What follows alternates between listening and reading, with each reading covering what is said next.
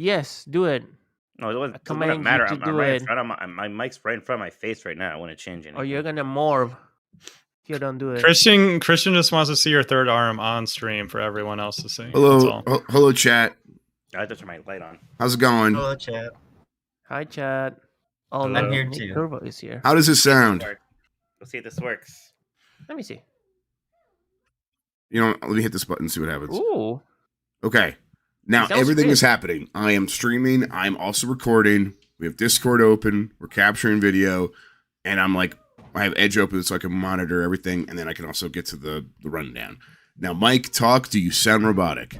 Mike Minotti is not a robot. He is a grown human boy. He was once a doll created by a clockmaker, but then the 10 out of 10. clockmaker wished really hard for him. Oh, no, he's he's just automatically going into a Disney mode. Oh, no. Oh no, you got it started.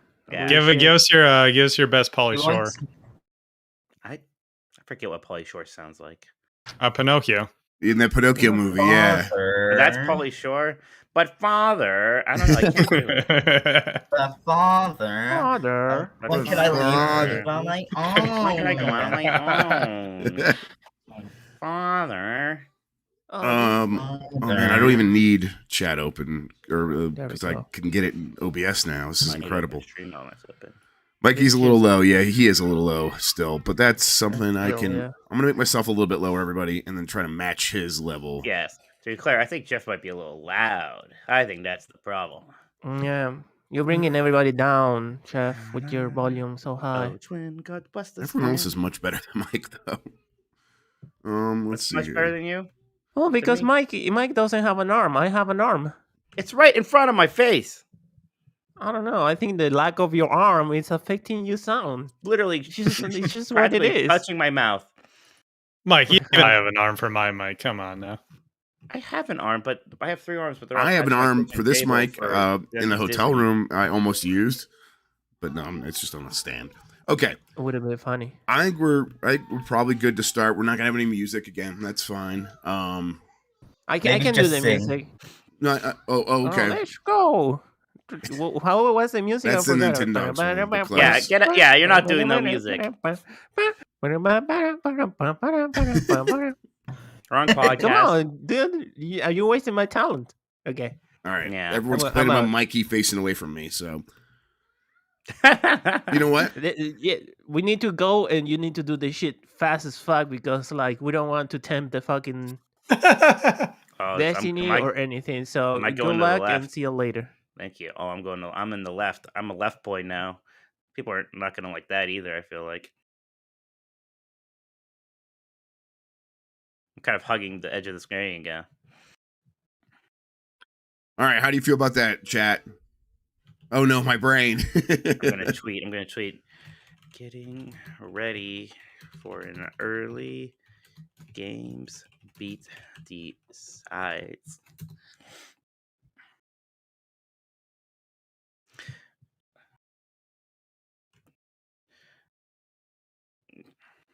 Jeff, we have to be opportunists. You need to advertise your earth-shattering announcement. All right. We need to be hacks. I'm trying not to like make it too broadcasty. Yeah, I kind of want to just tell this audience first. Wow, not a hack. Oh, I'm Jeff. I'm really low key. It's a good thing I told a certain somebody not to mention it in their thing today, like he wanted to. No, I told him he could. He could. He can. That's fine. Okay. Because I want you guys to be able to like talk about it. Chat, I'll have something to say. I guess we could stay at the top, so because we're teasing it now. So I was gonna save it for the end, but we'll stay at the top of the show. So just I hold couldn't on. wait till the end. No way. You're right. You're right. We should just get out of the way. Okay, we're gonna get started so we could stop teasing you. All right, hang on. Let me You notice how I brought it up so organically. Yeah. All right. Let's see here. Okay. I'm going to. You know what? I'm already recording. That's good. Let's just. You know what? Let me just stop it. Start it. And let me yell at these kids real quick. Yeah.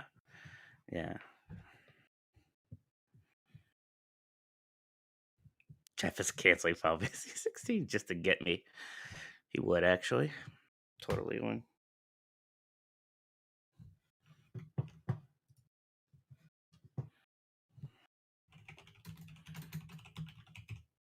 Okay. Let's do the countdown. I'll go right into it. Where is it? There we go. Okay. In 5, 4, 3. It's the internet. You're busy. Let's do this. I'm Jeff Grubb. I messed up already. All right, I'm starting over. I can't do this without the music. I'm so used to it. That's weird. 5, 4, 3. It's the internet. You're busy. Let's do this. Welcome to the GamesBeat Decides podcast. This is the podcast where we decide everything happening in the world of video games so you never have to think for yourself. I'm your host, Jeff Grubb. With me is Mike Minotti. In today's episode, we have news, we've got games, we got other stuff. But first, we should just get this out of the way, Mike. Do it. Do it. Pull it off like a Band-Aid. Today is my last day at GamesBeat. I am leaving the site, and I am going to be doing other stuff. But first, what does that mean for this show, and what does it mean for Last of the Nintendogs? I kind of want to start with that. These podcasts will continue, as are. Me and Mike have always owned these podcasts. They've always been ours. We've kind of done them in collaboration with GamesBeat, but they've always been ours. They're going to continue, and me and Mike are going to keep doing them. But since it's going to be like a Game Mess 100% focused thing from now on, we'll be doing them later in the day on Mike's off hours, so it's not taking up his time at GamesBeat. I am not leaving GamesBeat, so yeah, we'll probably be Mike doing is these not on- leaving GamesBeat, right? So I am not leaving GamesBeat. By the way, I just have to say it's incredible that in the middle of everybody freaking out about this announcement, we still had PlayStation Slave 3.0 sending a troll message. oh my god, about that's so Xbox being choice. Oh my awful. god, that's the best thing ever. It's just beautiful. Thank you, truly PlayStation Slave. beautiful. Thank you, PlayStation Slave. That's beautiful. I feel like doing you. PlayStation Slave is I feel uncomfortable saying that. I'm gonna say PlayStation cuck, and I don't mean that in a bad way. That's a nice thing to be. It's a good, yeah. Right. So you probably have questions. I'm gonna be answering a lot of these after my move. I hope you guys understand. This is something that's been in the works for the last week or so. It's kind of happened pretty quick, and it's also happened while I'm moving. And so I'm gonna be focusing on my move, and then once I get to the new place, I'm gonna be okay. Now I could talk about stuff like the future and things like that, but for now, it's just like this. Today's my last day at GamesBeat. I am very happy for the time I've got to spend here. It's 10 years. It was 10 years at GamesBeat. I've never had a job that long. That's 4 times longer than any other job I've ever had in my life, and I've had a lot 10 of times jobs. longer than Subway. Yes, I mean, yeah, legit. With Subway and Jimmy John's and FedEx and stuff. I think FedEx is probably the longest job I had before this. But it's been incredible, and it's been such an opportunity, and it's been something that really kind of changed my life. And getting to work with Mike and Dean and Rachel and everyone else that came with before us, it was really great. Now my kid wants to tell me something, and no, let me do my show, and then we'll talk in a little bit, okay? The thing is after 10 years, it's time to move on. It's kind of a big part of it, but. Sorry, hang on. This kid's really distracted me. Just 1 second. Okay, we're having an emotional meeting. For real. Okay. So where am I at? Let me think about how I'm gonna put the pieces together. Okay. But yeah, I'll talk about what's next very soon. But for now, Mike, what do you feel about this? Are you mad at me for leaving you, for abandoning you? I think you just got the sense that I was going to become your boss very soon, Yeah. and you did not like that. You knew my first act would probably be to fire you. Yeah. No, I mean, I thought that I figured Jeff was going to probably be moving on to maybe not better things, but other things at some point here, and it's fine. There's no drama backstage in case anybody's wondering like that. That's There's right. nothing like that. Jeff can't talk about what's happening next. It's very busy, but there's things. And Jeff and I are still doing all of this. We haven't been able to really have a big huddle about exactly what's going to change. I imagine this show will be called GamesBeat Decides very soon. Yes. Yeah. So PlayStation Slave still just being mean to you. I love it. I would have this no other way than to have him shouting mean, spending money to say mean things to me. This is incredible. It's just incredible.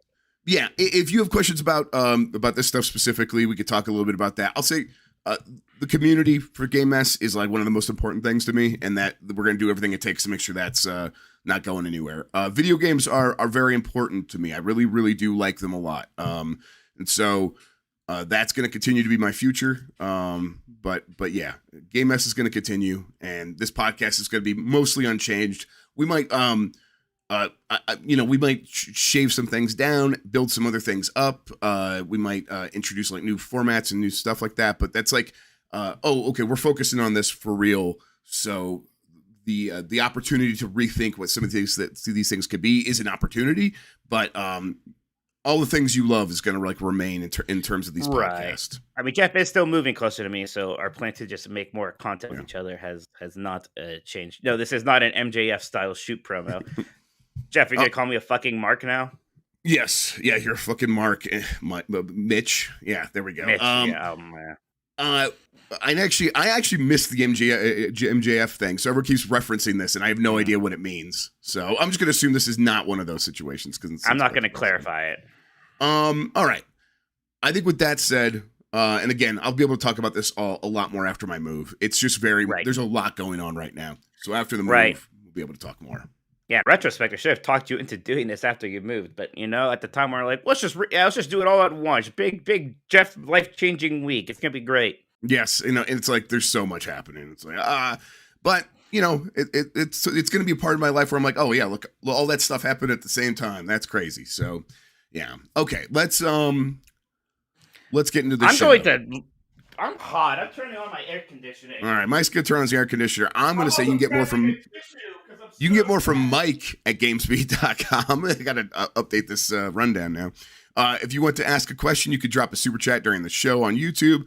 You could communicate with us for free by emailing us at Mike at VentureBeat.com. No, Games Plus Podcast at VentureBeat.com. Mike will still get those. Thanks to Carlos Ayin, who's in Stand in the Rain Music on YouTube for the use of our theme song. We are on Spotify, Google Podcast, Apple Podcast, and wherever pods are caught. Give us a good rating wherever you're listening. Hit that like button on YouTube, please. Everyone hit that thumbs up button. Join the Discord. Link is in the description. Thank you to our mods who have been great. And support the show by supporting us at patreon.com/GameMess. And that gets you access to the private channels in the Discord. Gets you access to the monthly Q&A. And the monthly Jeopardy game, which has been very popular with everyone. And also you get to be part of, there's the game club, right, Mike? People started playing Bug Fables. That's right. People started playing Bug Fables. I actually need to start playing Bug Fables, but that has been going on. The game club channel is no longer people fighting over which game we would be playing. Bug Fables 1. We are playing Bug Fables for this month. So get in on that fun. It's on Game Pass, which I think was a big contributor to its success. So it's on PC Game Pass and Xbox Game Pass. So you can just go play it. I'll say that if you guys want to join, now's the time to do it because we are going to be doing a lot of cool stuff for Game Mess going forward as we get together. So join, come be part of the community. Now you get to join the Discord for free if you want. It is just discord.gg/GameMess or GameMess.net. You could join the Discord for free, but if you want to get into the private channels, which we are more active in, just go ahead and join. You could join here on YouTube as well. There's that join button. Hit that and come join the party. Okay, Mike, I got news from this week. There was some stuff that happened, and since I'm still in a hotel, and we're actually driving. We're starting our drive to Ohio today. As soon as my wife gets off of her last half day of work. So I kind of did a short version so that I can then get the hotel room ready so we can get out of here. But here is where I want to start. The state of play was very good, and I was very happy with it. I have the list of games here that I think are these are all the games. We don't have to go through all of them. Mike, what stood out to you the most? I know. Opening and closing strong is the most important thing in any of these, I think. And they did a very good job with that. With first off, opening with Resident Evil 4 Remake. Is something we were all expecting. Me and you thought it was the Last of Us remake for a very long time until finally the letters literally spelled out Resident Evil for us. Do you think I don't think we were the only ones that thought that, because that font was just so so evocative. Is similar. The guitar. I mean, the if guitar, you're just looking at that village, it looks. I mean, they're both zombie apocalypses basically.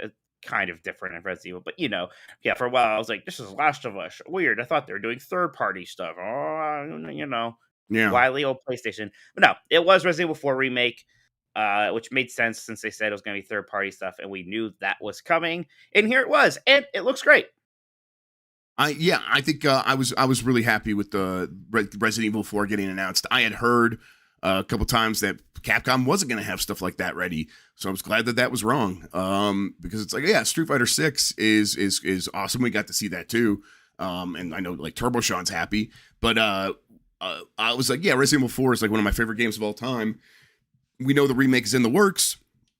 Here it is, and I think it looks like a worthy remake, right? Like, because you on your stream that you did of our show, did of the State of Play, afterward you showed like the Resident Evil HD fan project, and that looked really good. Like, it looks really good for like a fan project that's upgrading Resident Evil 4 with all these HD assets or whatever. But the remake looks even better. It looks like a full on like Resident Evil style remake, and it's like, okay, even this game could use one of these big updates. I don't know if like when we get to 5 and 6, it might be even a little bit weirder because like if it's just about the graphics. But I suppose you can improve the gameplay in those games and make them more fun. Right. But Resident Evil 4 is like, okay, this is a classic, and as long as they treat it right, this is gonna be a new classic now at this point. So yeah, I'm pretty excited about it. Right, and they're pretty good about these remakes. They aren't like in the one-to-one style like your Shadow Colossus. They're not quite as like new as Final Fantasy VII Remake, but you don't exactly know what's going to happen. They remix things a bit while sort of staying to the blueprints of the original, and that's fun. We have the original. I want to see some new things, maybe a few different turns, a few lefts where there were rights before. Yes, exactly. But although they didn't show Ramon Salazar in the trailer because they're cowards, and I'm very disappointed by it. That's the sweet little evil boy from the second half of that game. Yes, his giant statue chases you at some point, and it almost veers into comedy at that point. But we love it. I wonder if it's just going to be scarier in general. I feel like that's almost certainly going to happen. I just, as long as they don't like. Because like when it veers in the comedy, like you said, that's still like, it's still well done, and it's still like really fun, and it is like it's like this really good balance, and that's something they could probably easily mess up if they are like, well, we're trying to make it more scary, so we can't do this again. And I'm like, in most cases, I would rather them try to capture that spirit of the original Resident Evil 4, but we'll see. Additionally, we got Resident Evil Village VR. That's this is the actually, in Resident Evil 4 is gonna have VR content as well, and they started off a lot of this show with like VR games that are coming to PSVR 2. Right. I'm not big into horror games in VR. It's a bit too stressful for me. But I know people really like that stuff. Resident Evil 7 was like a marquee VR game for a lot of people for a very long time. It was. So, right. So it is interesting because we had a lot of these, but they didn't really say anything new about PlayStation VR 2 itself. We didn't get a release date, which made it awkward for all of these because they can't announce release dates for any of those. Yes. So that we were noticing that as we were going through all these VR games, which also included the Walking Dead, Sinner 2 Retribution, No Man's Sky, that Horizon game from Firesprite and Guerrilla. All these games were coming out, one after another, all for PSVR 2, none of them with dates. And it became pretty clear. It's like, okay, well, if they don't announce a PSVR 2 date at the end, we're not going to really know exactly the timeline for a lot of this stuff. And so that means we still don't know when PSVR 2 is coming. What do you think? Do you think we get it later this year or early next year? Oh gosh, it's so hard. It seems hard to say, honestly. It makes so much sense as a Christmas boost because then you don't have to depend on, well, it's hard to make PlayStations. Well, you can just sell PlayStation VR to the people who already have the PlayStation 5. So that's something.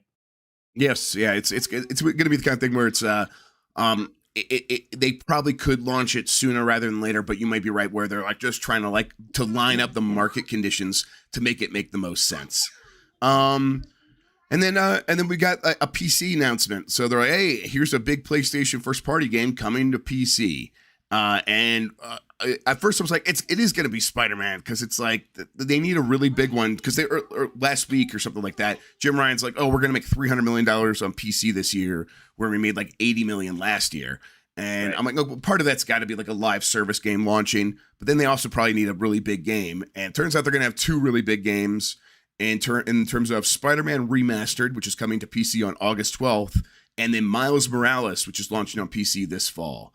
I'm excited. I think I'm most excited to have these games on Steam Deck, Mike. How, are you going to replay either of these on PC, or is it just cool that they're coming? No, I probably won't personally, unless, again, I want to really see what it's like on Steam Deck. But it's cool it's coming. It's cool. More people are going to get to play these games. They are very good. It's going to be funny to see people mod back the original Spider-Man face in the first game. So there's that. Oh my God, yeah, that's right. I didn't even think about that. Yeah, I honestly, at this point, I'd go all the way and just mod Tobey Maguire in there instead. Yes, well, we could. We can do these things now. Yeah, and with all the different suits, you could probably like mod in, like because they did the Spider-Verse suit. They could just mod in that 1960s cartoon suit at this point. So now we could really have the true Spider-Man. It's so funny to see people dig up those tweets from like 2017 of Insomniac saying it's never coming to PC or Xbox. It's a PlayStation exclusive. Which, you know, it's not like big L for them. No, like, no way. No one knows how things change, right? Yes, right. Exactly. And funny. It's like 2017. That was definitely 100% true. Yeah. It's just things change. Like that's why, I mean, you never say never, but like when you're saying never like that, you do mean it, and they meant it. And it's like, because that was the policy of the company at the time, and things just changed a little bit and whatever. I've said, like, that was my tweet. It's like, I've said a lot of shit in 2017 too, that I'm sure if I went back and looked, I'd be like, man, that was just like, that just looks like a lie now based on what I said I was going to do with my life. So Stray, that game where you play as a cat that delivers stuff that looks very cute and cool and has a lot of style. It is coming out July 19th, and then it's also coming to PlayStation Plus that same day. So if you're a subscriber, you get that game at no additional cost. That's a pretty good poll for PlayStation Plus, and a pretty good move for Stray. I think Stray's got some buzz, but you know those PlayStation Plus like launch games often do very well. So I think it's basically doing a Bugs Deck style thing with it, and that makes a lot of sense. The Callisto Protocol, December 2nd.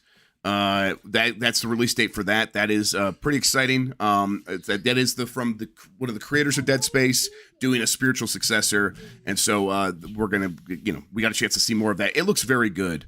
I actually do kind of like Dead Space, so I think Callisto Protocol will be one of those horror games I actually play. So I'll check into it. Rollerdrome, Eternites, Tunic, Season, A Letter for the Future. These are all games that also got announced. Street Fighter 6. Rollerdrome, the one with the guy skating with guns. Yes, the guy skating with guns with the very sable looking style and stuff like that. I thought that looked very cool. I'm definitely gonna be playing that game. But yeah. Street Fighter 6, Mike. How much Street Fighter 6 are you gonna play? A lot, I think. Actually, it looks good. It's funny. I never played too much Street Fighter 5, and I'm not even exactly sure why. It launched a little rough. I played a good amount of 4, and I still actually play a lot of Street Fighter 3. So if this comes out and it's good, it looks really good. I like that it has some kind of slightly weird / ambitious single player mode where you're walking around like an open world. It's a bit Shenmue-y. It reminds me of the Mortal Kombat. It reminds me of the Mortal Kombat. Well, Shenmue was originally just a virtual fighter RPG. Right. Yes, exactly. Thing. So it gives me that vibe. But it also gives me like the Mortal Kombat Conquest mode from like Mortal Kombat Deception or whichever one had that. So I'm into it. The whole like shout casting thing that they're adding. The animations just look really good. So I want to see. Apparently, there's a roster leak according to Penguin. I want to see more of these characters that are coming. And, the roster apparently leaked, but I didn't get a chance to look into that. So I don't know if you want to look for that. But let's cut the shit. Final Fantasy 16. Yeah, Final Fantasy 16 is that's what they closed with. I was really hoping we'd see it, and they knew, and we got it, and I think that it looks fantastic. Even compared to the first time we saw it. Remember the first time we saw it, we were all like, well, it's like not the most graphically impressive thing, but that's okay. And this time, it actually just looks graphically impressive now. And it's great. And we have Soken, the composer from Final Fantasy XIV, doing this amazing soundtrack. There's like, the trailer is so summons heavy or icon or whatever you want to call them.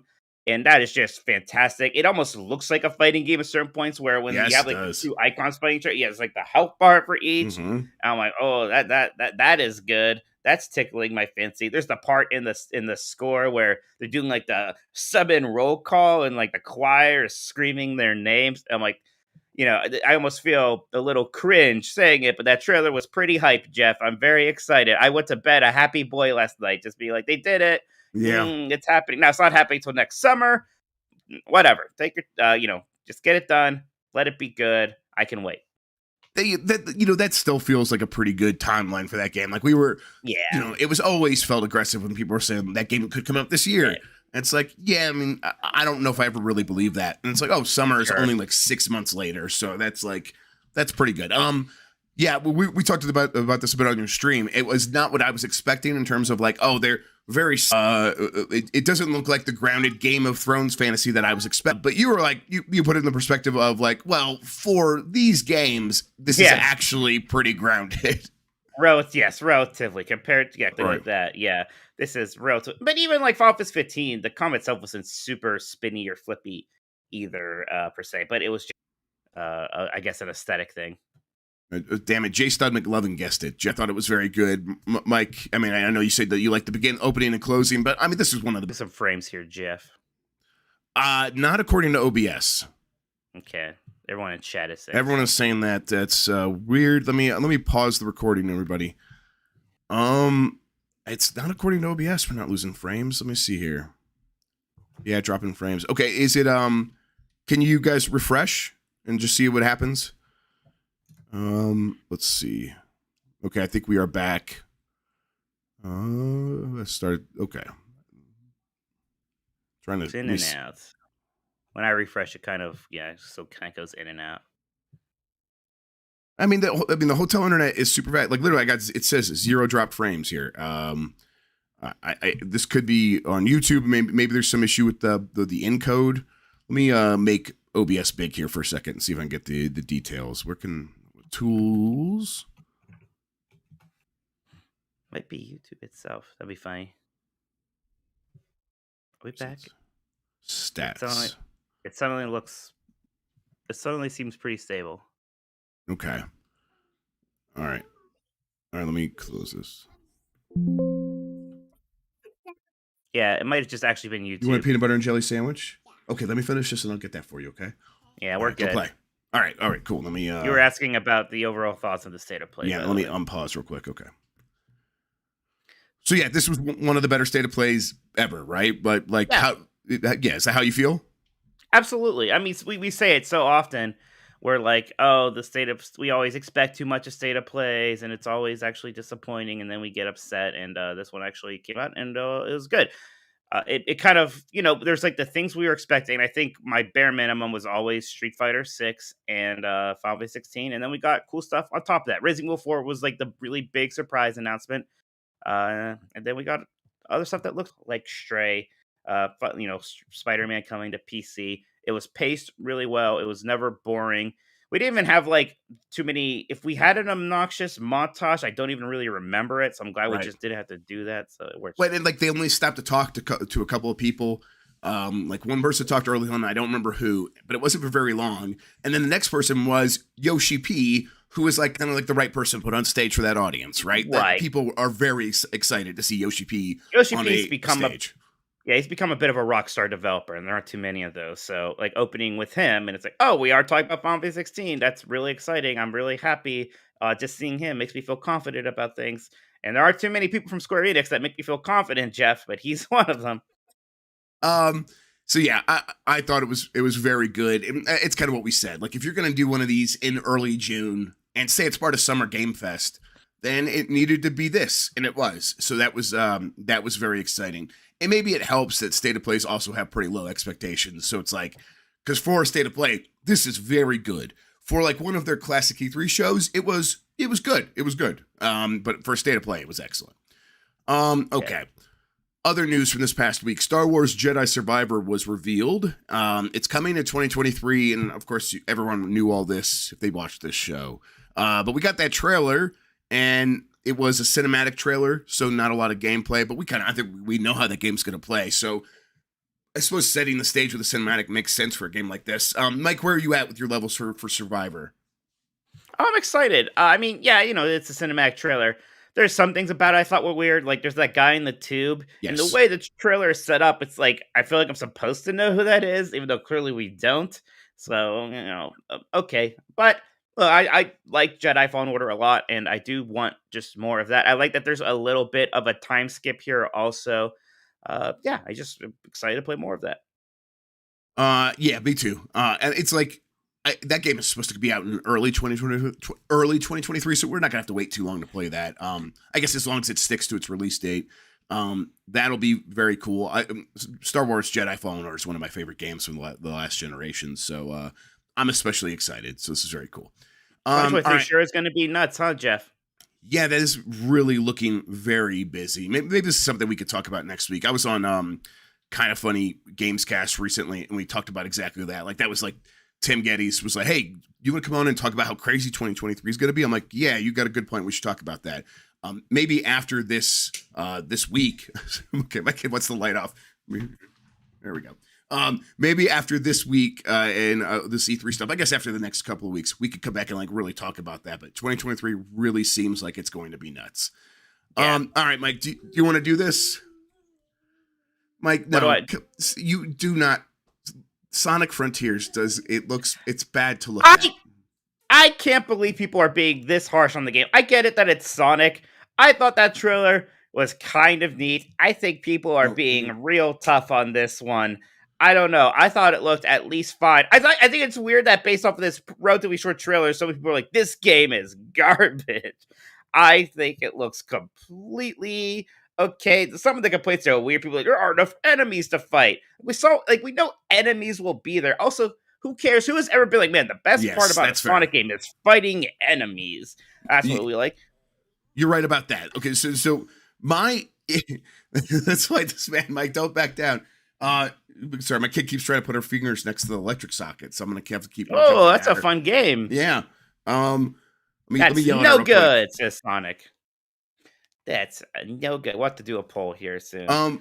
Okay, yeah, we'll figure out a poll. Okay, you're right. The people complain about the combat, not enough enemies and stuff like that. That's whatever. I just think the world looks so drab, and they are mimicking other open world games without adding any sort of personality themselves. And really, it was that one tweet where that person's like, "I can't believe we went from this." And their implication was like this simple 16-bit Sonic world to this. And then they showed Sonic like standing over a realistic waterfall.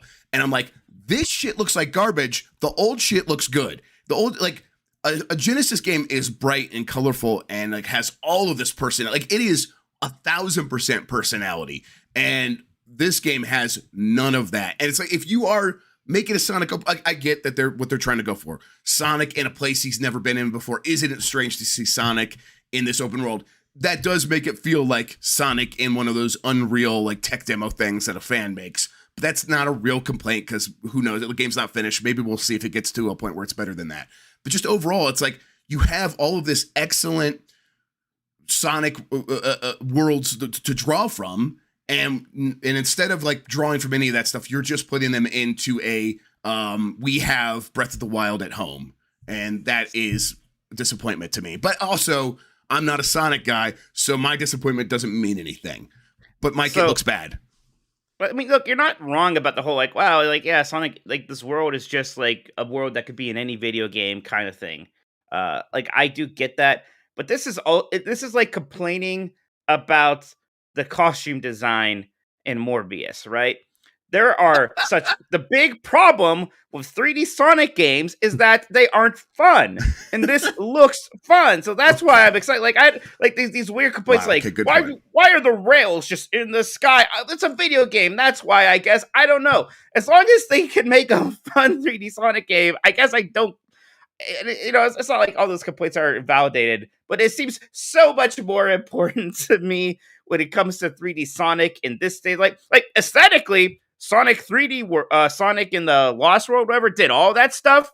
It really translated the look of like the Genesis levels to a 3D environment really well, and blah blah blah. And who cared? Because it was an awful game that controlled terribly and had terrible level design.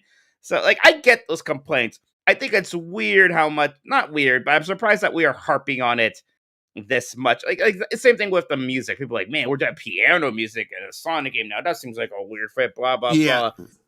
You know, like, whatever. There's been so much different music in Sonic that it's like at this point, that makes sense. And I guess like Turbo Shun's like, oh yeah, there have been a lot of realistic worlds for Sonic games. But the one game people keep pointing to is Sonic 06. And I'm like, okay, well, that's not a very good example, but I suppose there's been a lot more than that. It's just when I do think of like 3D Sonic games, I still think of Sonic Adventure. And even though that was like, Sonic's going to all these different places, they still have a ton of their own character. Like, I mean, the killer whale and stuff is just like light years beyond what we're getting in this game.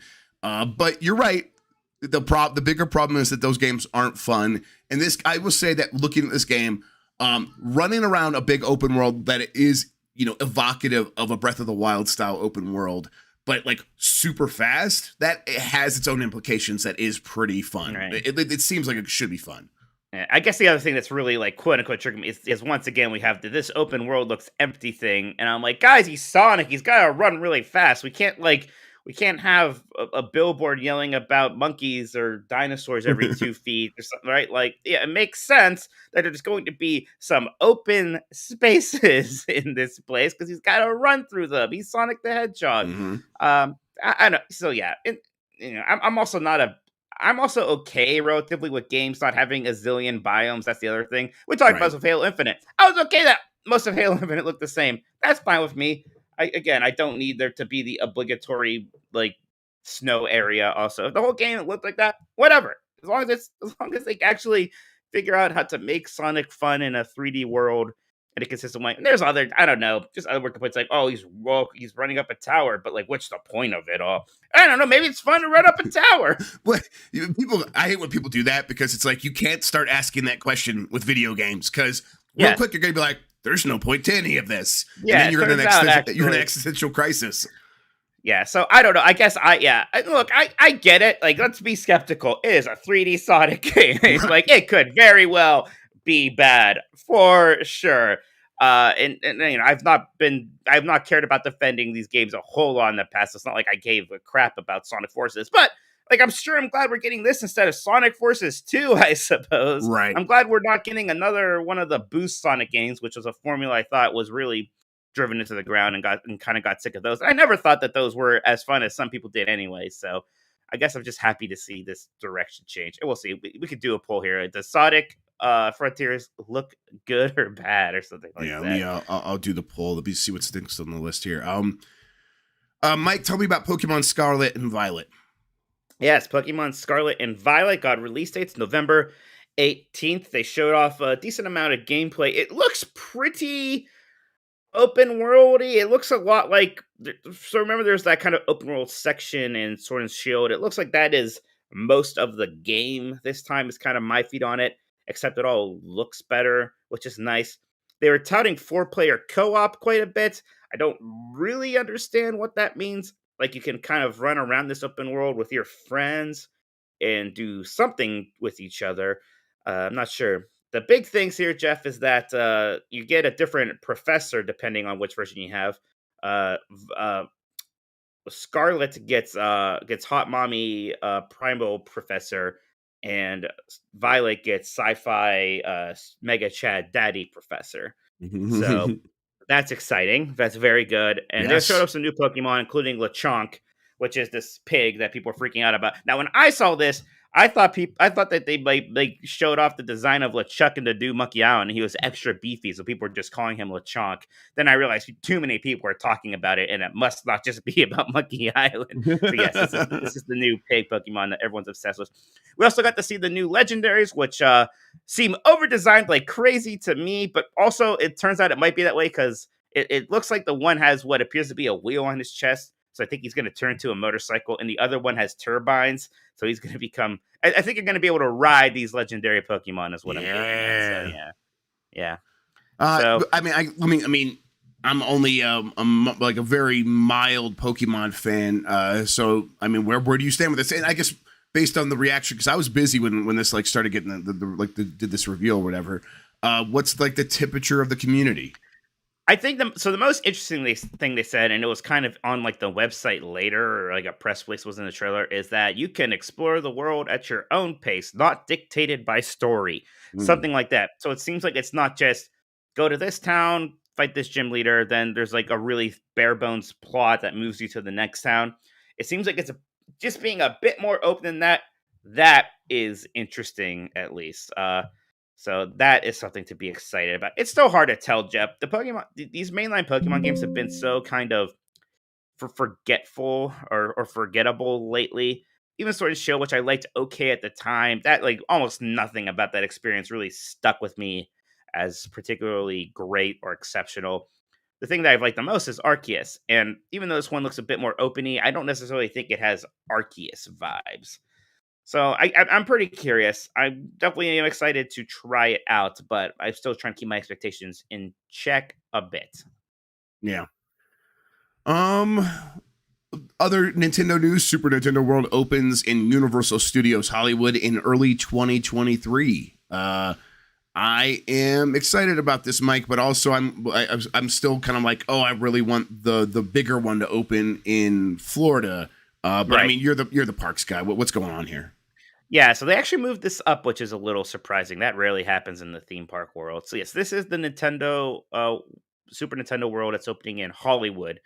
And this is the smallest version of Super Nintendo World we're going to have yet. The one in Japan right now has the Mario Kart ride and the Yoshi ride. This one is just going to be the Mario Kart ride and like the shops. So you're going to have Toad's Cafe and the stores.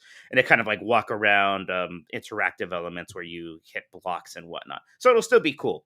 But the one that's going to open in Orlando with Universal's third Orlando theme park, Epic Universe, which is sort of being built right now. So not coming out this year, probably not coming out at any point next year. It's probably 2024 if at earliest prospect. That's going to be the really big one. It's going to have the Mario Kart ride, the Yoshi ride, and the Donkey Kong Country roller coaster.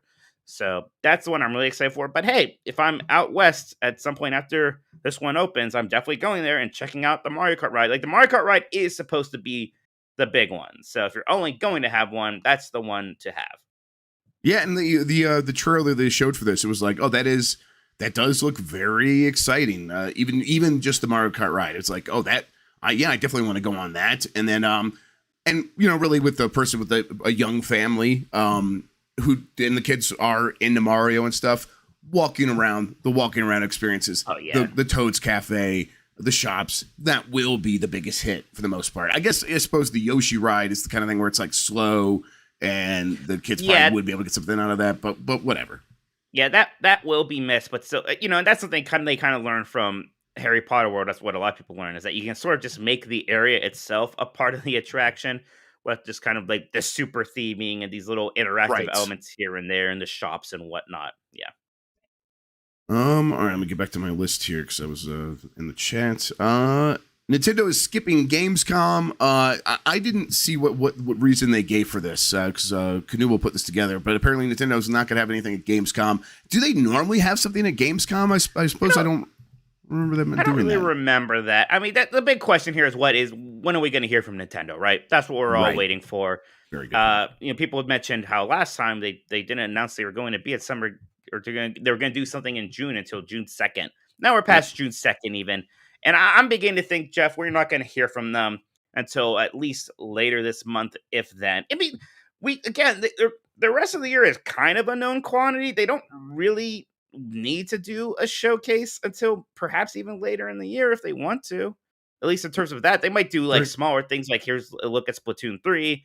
Here's this and that, but they kind of don't need to have a big show. They could wait later if they want to do the big. They have a lot. Us announcing new things. Yes, they have a lot, and it's and you know, I still think there could be a Nintendo Direct announced any minute, but I did hear that thing that I said before about how like they might be like splitting up some announcements into smaller things that they might do throughout June, and those things could be in the forms of tweets and little things off to the side and YouTube video drops and stuff like that. Maybe that is what's going to happen here. If it does, I'm not going to take a big like victory lap because I really am not sure that that's the case. And again, I still think that there's a good chance that a Nintendo Direct does come by the end of June, like you were saying. But yeah, I mean, when you look at the release schedule, when you look at like what they already have a pretty robust year, especially compared to the other first party companies. Although Sony's very quickly like beefing their stuff up too. But yeah, beef. So overall though, I'm just like, yeah, you're right. Like they don't need to do anything immediately. It's just tradition. and maybe that's not enough reason for Nintendo to do something, which in the past it hasn't been. They are the first company to be like, yeah, just because we've done it before doesn't mean we're going to do it again. And they've been very quiet about this. Jeff Keighley put out his Summer Game Fest partners, and Nintendo wasn't on there, right? Mm-hmm. Yeah, they're only one of the big three not on there.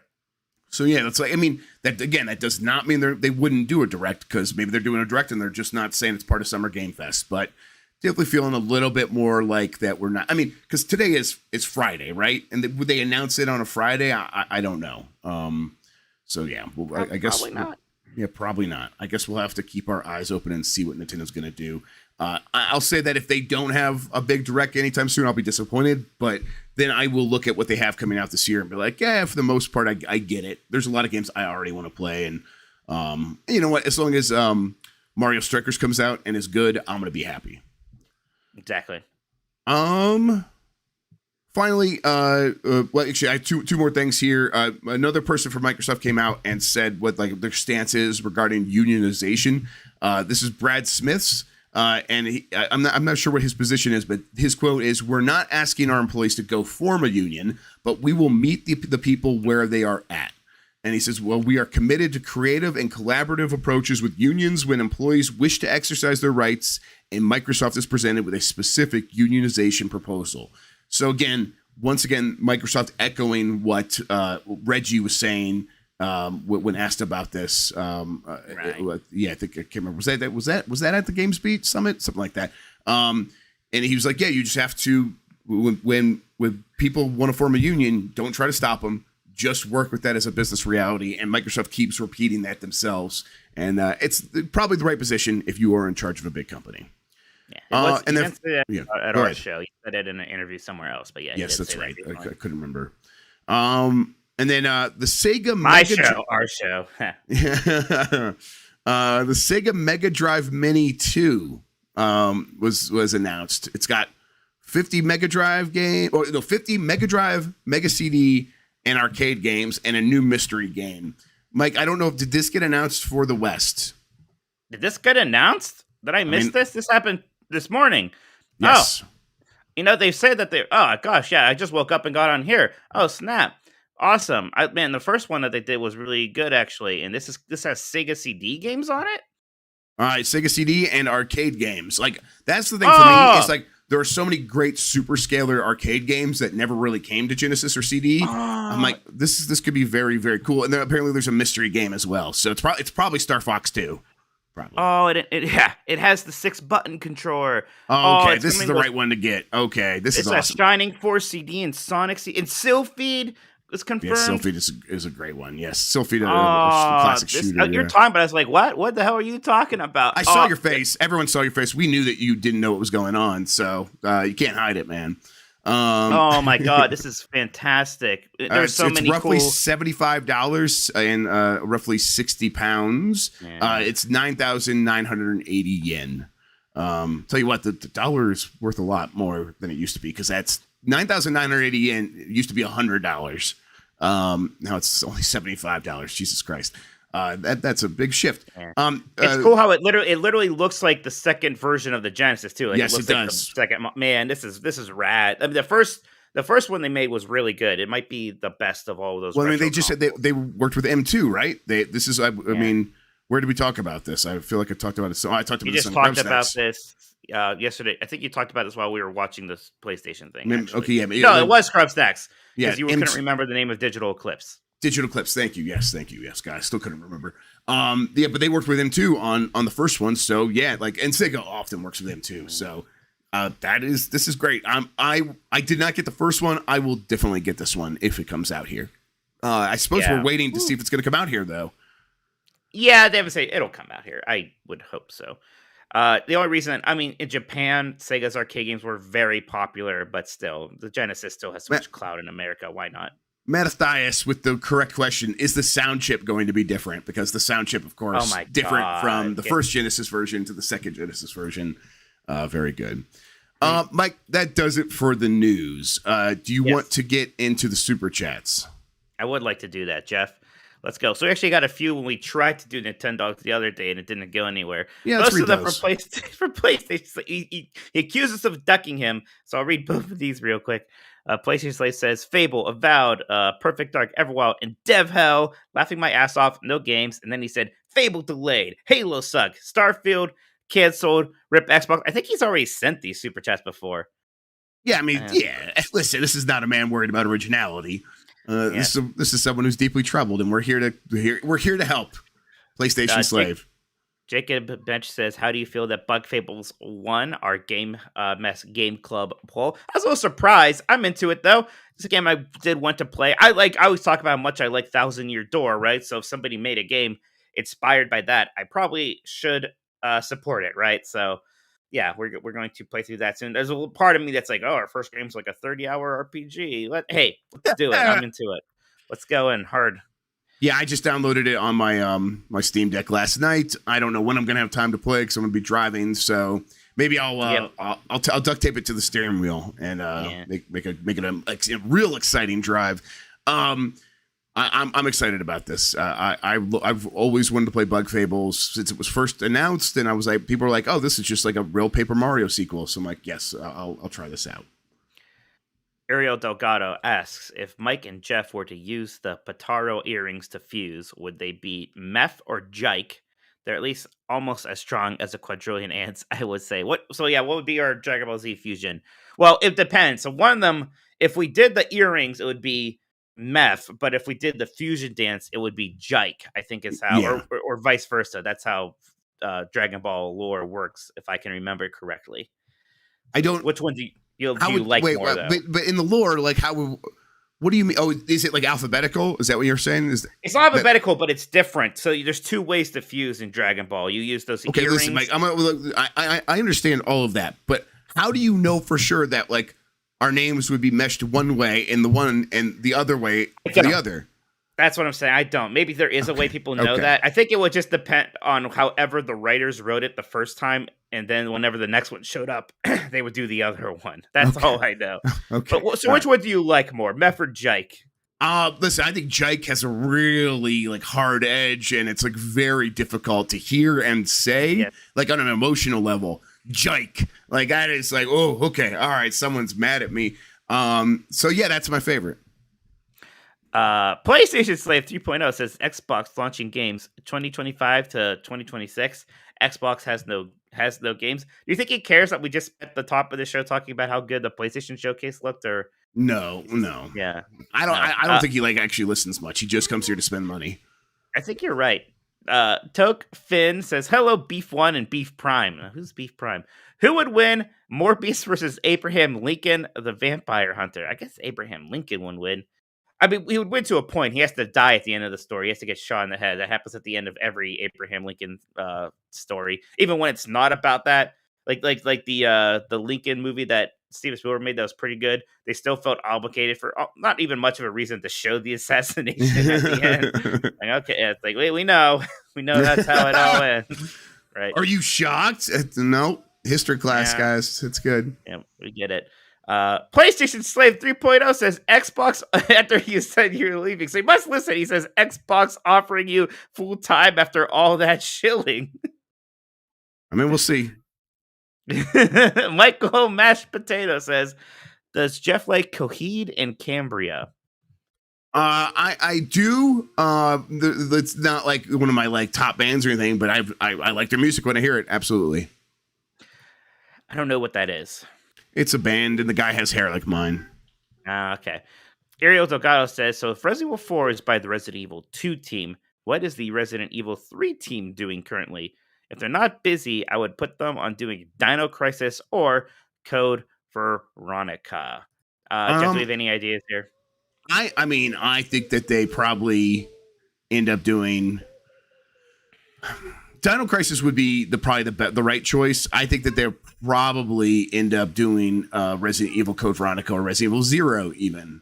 I suppose Resident Evil 0 is like Resident Evil 1 where it's like right on the bubble of does it need an upgrade or not. But Resident Evil 0 is like that's another one of those ones that you could like make more fun in the process. So yeah, you can actually make it a better game. I mean, I want Code Veronica is what I would actually like. So who knows?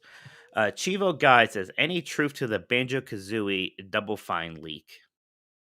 I don't know. I doubt it, but I don't know I for sure. also doubt it myself, but I just have to wait and see a little bit. Topak Shakur says, I just woke up. Jeff, what the fuck? I was kidding last night when I said Mike should do his own podcast because I'm done with you. So I mean, this really happened because Imran beat me in the kind of funny wrestling, Right? And you said, I said I'd quit my job if I lost. So shit, fuck. You wrote that, and I was like, is this actually how he's going to do this? Yeah, I was like, I almost was going to do it that way, but it was like just a bit too early to say. Supernova says, is it true, Jeff, that while you're leaving GamesBeat, you were dancing like Tobey Maguire Spider-Man 3 in a black suit? All the best, brother. Yes, it's true. Achievement says, here's to the future, Jeff, with a cheers emoji. Thank you so much. I appreciate that. Ahmed Kadim says, hi, Jeff. Is it possible for God of War Ragnarok to be released this year? We think it's more than possible. We think it's still likely. And look, obviously it could be delayed. Every game could be delayed. But I don't think there's any particular reason to assume it's getting delayed just because other AAA games have been delayed recently. We're talking about God of War Ragnarok? Yeah. Yeah, and I think that's coming out this year. I think it's coming out pretty soon. So, yeah. Hood 815 says, do you have any news on Marvel Midnight Suns? Jeff, what's going on with that? We know that supposedly they've rebooted some aspects of it. Is this them like making the card mechanics a bit less like cards? Is it going to be like yes, that's what I something? think. I think they are going to abstract the card mechanics so that you don't see cards ever, and they are. You know, what do you do if you don't want to use cards? Like it's games, it's video games, so you could do anything. You could just like put in like virtual little action figures that represent these things, and maybe that would be more acceptable to the audience that was whining. I hope that they don't feel they need to completely rework this game for people who are probably not going to play their game no matter what. So, but maybe they were like, hey, we really want the production values to be at this level, and people were saying it wasn't, so we're going to rework it. Tom Henderson's in our chat, by the way, and we're talking about God of War Ragnarok. Tom. He mentions Sony's Q3 marketing budget is pretty high. It's Q3. So. It's coming Q3. I agree. Microblog says, hello, Jeff and Mike. I've been enjoying this show for a bit now, but first time super chat. So here's some dollar for your holler. Keep up the great coverage. Thank you, Microblog. We always appreciate our first timers. Don't subscribe to Game Pass. Don't know who this could be. Says, you said Xbox games in 2025. ERA quoted you 3 clown emojis. Era. So here's my thing. My wife is a teacher, and I can't imagine having that job because I do a show called Grubb Snacks where people are apparently like interested in the topics I'm talking about. And then I'll say things, and they still will just like, it will not get in their heads. They still do not understand what I'm saying. And so some people ran to to Reset Era, and it's like, Jeff Grubb said that the Xbox show will be all gameplay, and some games are coming in 2025. And then that thread got locked like 2 pages later. So like, that's not what he said at all. This seems wildly off the mark. And I'm like, yes, this is insane. It's like, so imagine being a teacher and trying to teach something to someone who's not interested in that subject. I'm like, I do not ever want to do anything like that because I have to deal with these clowns all the time anyhow. So, yeah.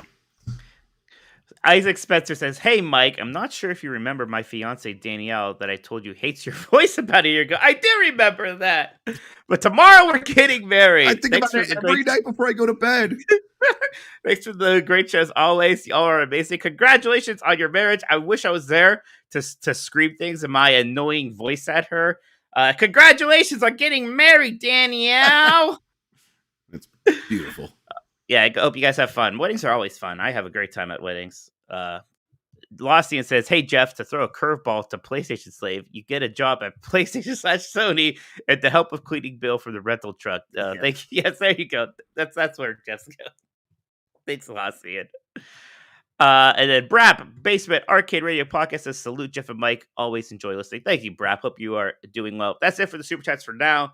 If you guys want to send more in, we will read them before the show ends. Hey, hit that thumbs up button if you're listening live. A bunch of you have. We appreciate there's a lot of you watching live. We also appreciate that. Jeff, back to you.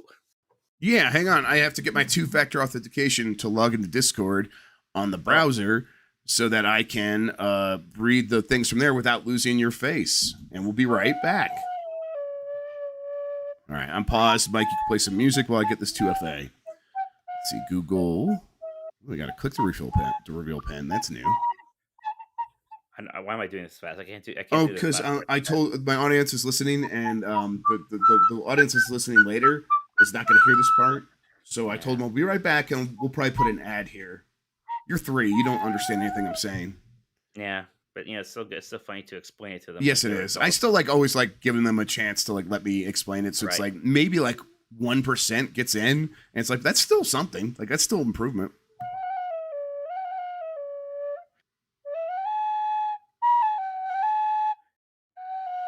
Man, he's just opening the wallet today. This is the best. He's spent $20 today. Maybe we should always do the show early. There's no one else going.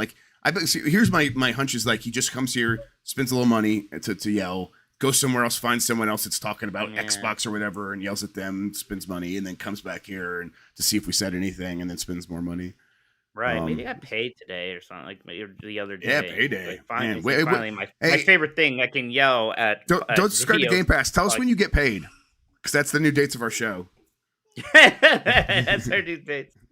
I'm almost ready, everybody. Sorry about this. Thank you for your patience. Why did I say patience? Because everyone's being very patient, which means to wait with kindness. Where's these things? Podcast producers, threads, questions for GamesBeat Decides. Okay, here we go. All right, little girl, go play. All right. Okay. 3, 2, 1. All right, here we go. From Dr. Turbo Sus. Hey, B&C boys. After Norman Reedus casually mentioned the sequel to Death Stranding, I started to wonder why the gaming industry is so secretive with launch dates and even the existence of some games. Hollywood makes no attempt at hiding movies in production, and it doesn't kill the hype at all. How does the secrecy help the games business? I mean, the thing here is this just become the common wisdom, but I think a big part of it is that the audiences for games is different than the audience for movies, where movies is this really broad thing, and games are still relatively small in terms of the people who will care if you announce a new game. And that audience is also very fickle and pays a lot of attention, and they say stuff like downgrade. And maybe this is another thing I talked about on Grubb Snacks. Maybe it's the difference between putting out something that is strictly a creative thing versus something that is also creative and software. And software is so temperamental that maybe trying to work with that is, maybe it's just something that people get a little bit more worried about when they're introducing. Because they're we don't know if this is going to work exactly like we say it's going to work. And when that has happened in the past, people have yelled at us. Right. So I think people should be secret about that.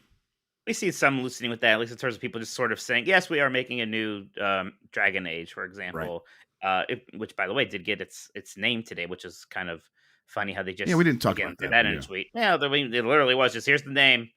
It's okay. It's called Dreadwolf, I guess. It's named after Solus. So that's I always forget. I know we talk about this stuff. I always forget how much BioWare fans are BioWare fans. Yes, again, they are the name. BioWare fans. That's their thing. Out. Yep. My time went still. So hey, good for them. Yep. Let's see, from Jump Matt. Is there any kind of technology in the offing that could reduce the time it takes to develop, that takes developers to create 4K textures and 4K assets? So yeah, there's excuse me. I think it was it NVIDIA or Adobe that showed off a lot of AI tech where it's hey, you could just put in a string of words and add in a bunch of concept art, and we have AI that could sort of extrapolate in a bunch of different styles, all kinds of textures and assets that can serve as a basis for your artist, and it can create a lot of stuff really fast. And it's going to be rough and dirty, but it should also save you a lot of time. But the thing that we you always say with this is games just get bigger. They don't really get smaller. And what that means is when you bring on a lot of people to do a lot of this work, if you make that work more efficient, they don't suddenly okay, and now we're going to reduce the size of the team. You take those people that were working on this one thing that has now been automated or whatever, and you say, well, now you're opened up and you're free to work on this list of things that was on our wish list.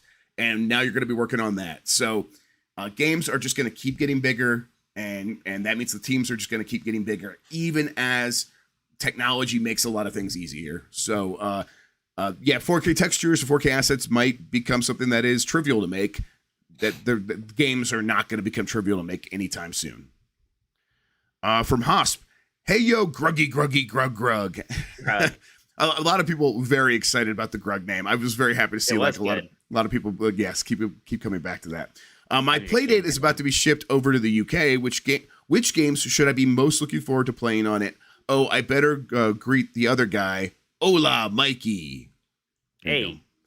I'm Whitewater Wipeout, or yes, Whitewater Rush, something like Surfboard that. one. The surfboard one. It's like California game surfing, but it's still great. And it's really cool to play with the crank. I love it. But also like some of those RPG ones were pretty cool too. The one where you have the lantern and you're in a cave and the game is really dark, and then you can crank the thing to turn on the light, make it a little bit brighter, and see a little bit of the cave. Very Zelda-y, and it's very cool. I like that one a lot.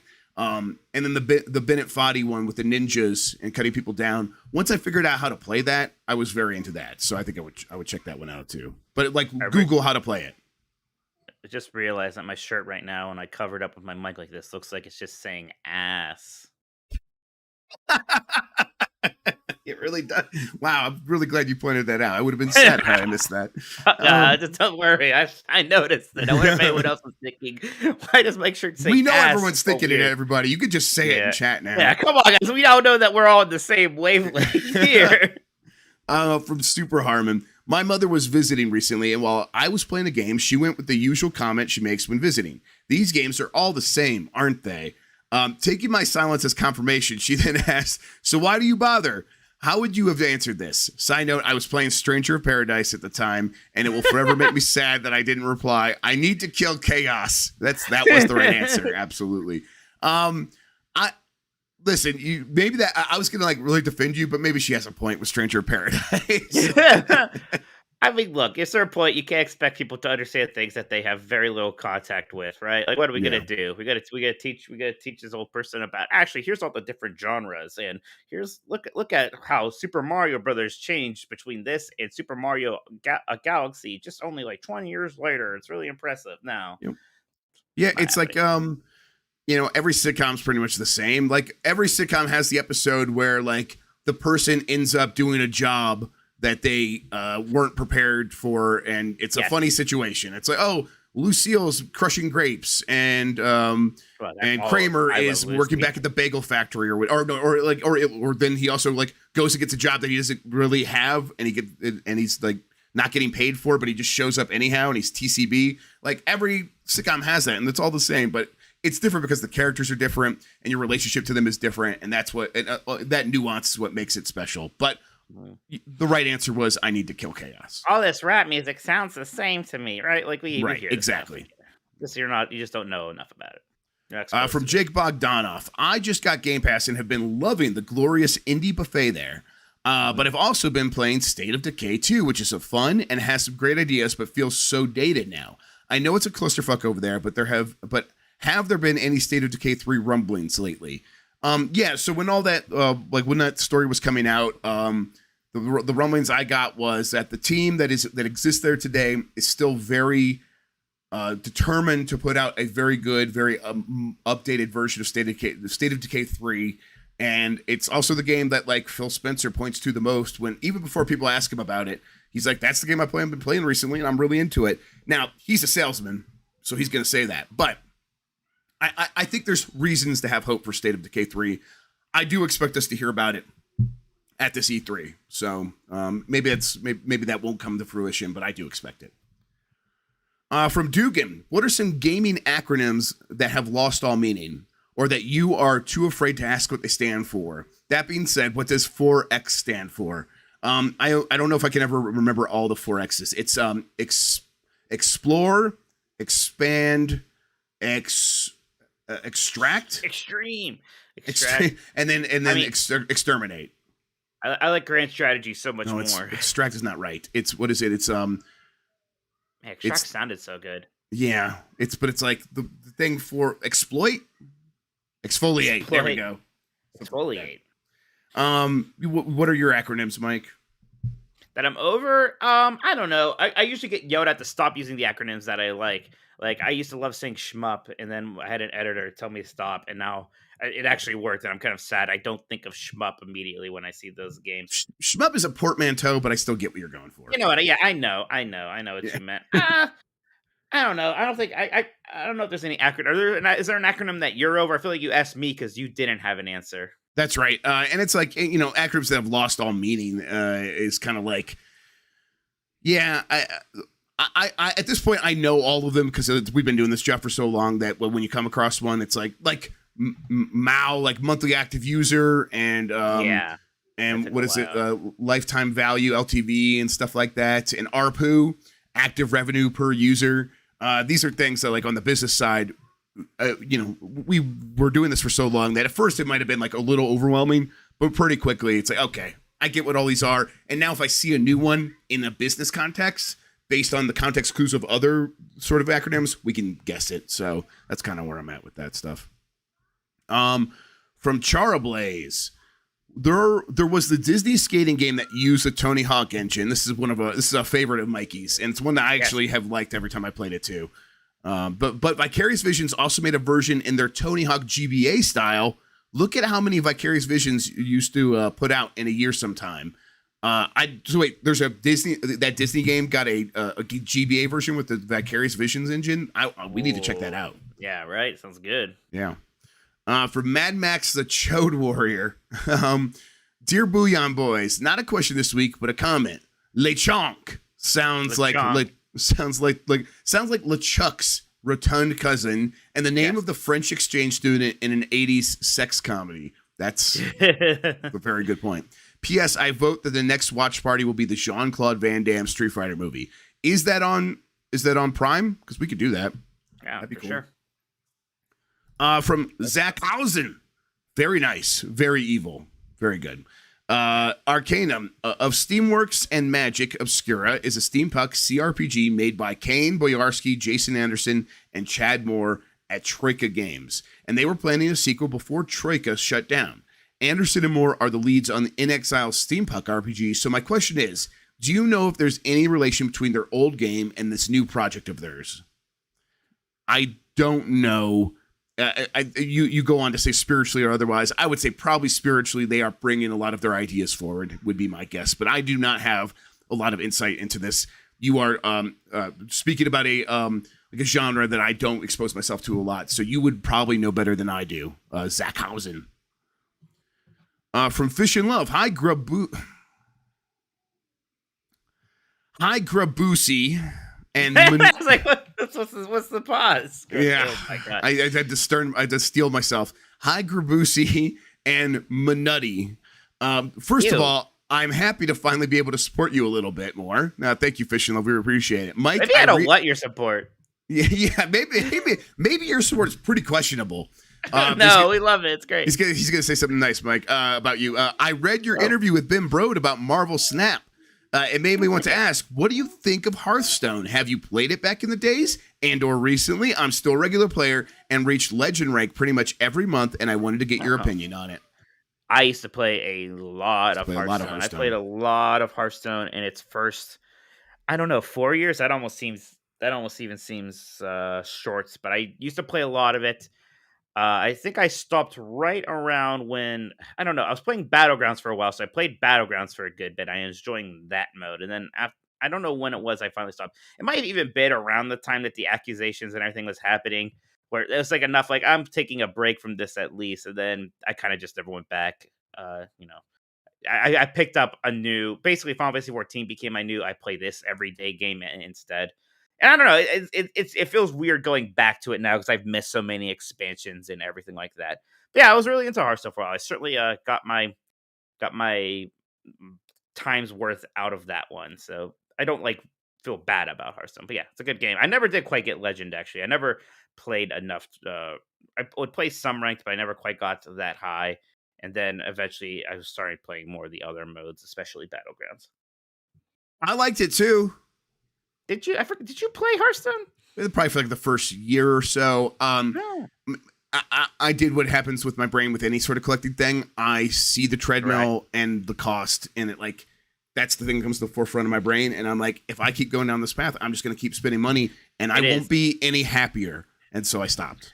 It is expensive, and that's definitely one of the times where I was like, I'm glad actually that because of press, I get the code to get like the mega bundles when they were doing that, and even then, like I would still have to like I would still be missing cards, and I would maybe want to get more packs and stuff. It would be like the retail price $80 card bundle thing. So it's like, wow. But yeah, it's a fun game. I'm excited for Snap. I think I'm probably ready for a new one, and I'd be happy to play it for another year. Marvel Snap sounds cool. Let's see. From Sesame Oil. Hello, Beefy and Chad boys. Is there any game in recent years that did terrible marketing and showings, but ended up being very well received? The one I could think of is, well, Mike, what do you think he's going to say? I would imagine Guardians of the Galaxy. Guardians of the Galaxy. Before that, in 2016. In 2016. Yeah. So we're going too far back, Jeff. It's the one I was going to say before, then he says it. So it's Doom 2016, where id Software kept showing the multiplayer that they didn't develop, right? And it's like that we were doing. I think we were like kind of maybe doing early versions of this show, even like, or maybe not, but like, I remember being very like, oh man, who wants this? This doesn't look good. And then you play it, and it's just mind blowingly good. It's so good compared to what it like showed as. So yeah. That definitely would have been mine. But Guardians of the Galaxy is the best next example of that. Absolutely. Yeah. I remember we were making fun of Dean because he was excited for Doom, and we were like, well, yes, sure. right. And I think we ended up liking it more than him. Yes, exactly. For Blackheart Vinyl, you think they'll ever make any games about Warhammer? I just need one. Okay. Wow. Yes, you think you're a funny guy, huh? From Ring Fit Bop Venture. We do. That's another thing. In the Discord, we have a Ring Fit channel where we're talking about our fitness stuff. I had a bunch of days in a row where I was doing like 25 minutes at an incline at 3.5 miles per hour, and then I had to start moving. So I haven't done that, but I was able to fit my treadmill into one of my pods. So as soon as we get there, I'm going to keep it going. Ring Fit Bop Venture says, "Happy Friday, Jeff Mudrunner IRL Grubb." And Mike suggested two Game Club games and still lost the vote, Minotti. I did. I know. I thought it was going to be all Earthbound. Earthbound was the first one out of there, man. Earthbound got voted up fast. Earthbound didn't have a chance. But again, that's probably because our community has all played it before. Right. Played Earthbound. The pre-showcase Copium is reaching maximum levels this week, and I'm curious which of the following rumors are more believable. A, PlayStation website taking down both Final Fantasy VII Remake and Persona 5 from their console-exclusive store page, meaning Xbox is announcing these games at the showcase. That just doesn't seem realistic to me. Like the PlayStation would get a heads up and would be so on top of things that they're like, we're going to remove it from some obscure store page.